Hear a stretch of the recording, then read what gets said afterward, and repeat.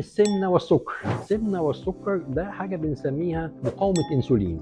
ايه هي مقاومة انسولين؟ ببساطة كده الانسولين موجود في الجسم والبنكرياس بيطلع انسولين، وممكن الكمية بتاعته تطلع طبيعية وممكن زيادة عن الطبيعي، لكن مش شغال. يعني مش شغال، يعني الخلايا اللي موجودة في الجسم بتقاوم الوظيفة بتاعة الانسولين، فدوره بيبقى محدود. العلاج الاساسي نظبط الوزن ونلعب رياضة ونظبط الاكل بتاعنا والدنيا تكون منظمة. اصل هي العلاج هيبقى علاج السمنة. يعني ايه علاج السمنة؟ علاج السمنة عبارة عن 3 حاجات. السمنة دي طبعا حاجة مرضية. 1، خضار وفاكهة طازة كتير. 2، ساعتين في اليوم أقصى حاجة قدام التلفزيون أو الموبايل أو اللابتوب. 3، ساعة في اليوم رياضة منظمة. ونقصد برياضة منظمة إن ده يعني اشتراك في نادي، اشتراك في جيم، مش عجلة في البيت، مش حاجة أحيانا بنعملها. وآخر حاجة 0 شيبسي وبيبسي وجانك فود اللي احنا بنسميه رمرمه. دي الحاجات ال5 حاجات الطبيعيه اللي تخلي الطفل وزنه يتحسن.